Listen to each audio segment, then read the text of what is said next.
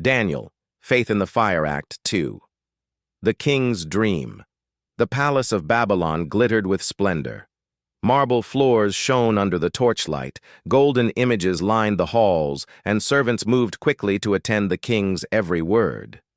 King Nebuchadnezzar sat on his throne, but though his crown sparkled and his empire stretched from the Persian Gulf to Egypt, the king was restless. For in the stillness of the night, his mind had been shaken by a dream unlike any other. It came upon him with such power that he awoke trembling, his heart pounding like the drums of war.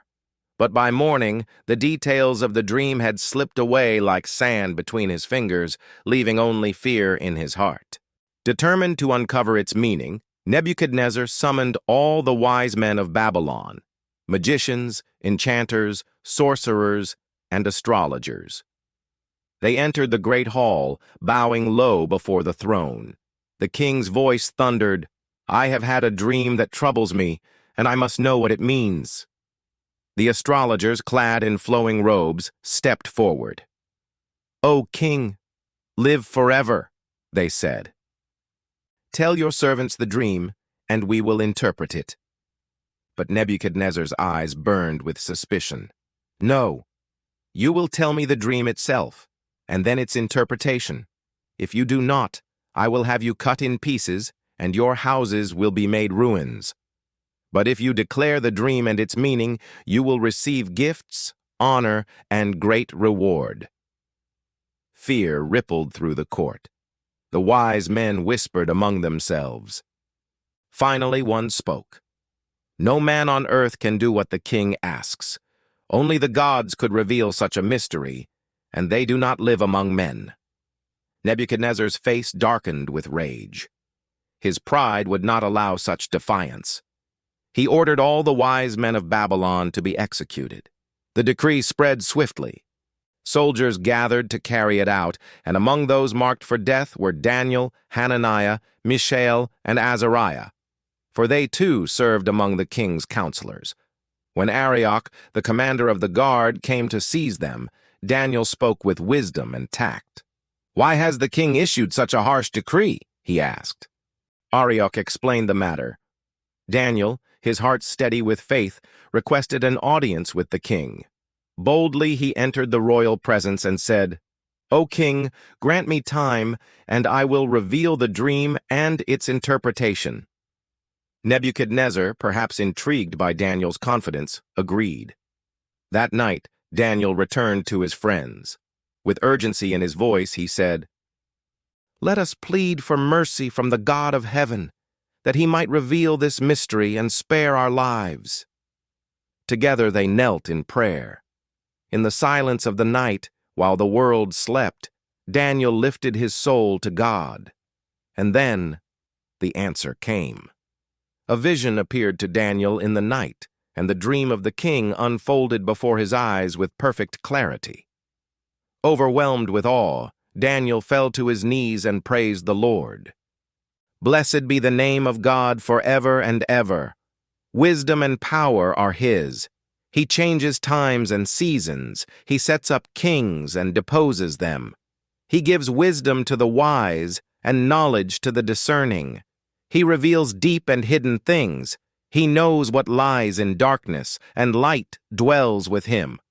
I thank and praise you, O God of my fathers. You have given me wisdom and power. You have made known to me what we asked of you. You have made known the dream of the king." The next morning Daniel hurried to Arioch. "Do not execute the wise men of Babylon," he urged. "Take me to the king, and I will tell him his dream." Arioch wasted no time. Bringing Daniel before Nebuchadnezzar, he declared, "I have found a man among the exiles of Judah who can tell the king what his dream means." The king studied Daniel. "Are you able to tell me what I saw in my dream and interpret it?" Daniel's answer was humble, yet filled with authority. "No wise man, enchanter, magician, or diviner can explain to the king the mystery he has asked about. But there is a God in heaven who reveals mysteries.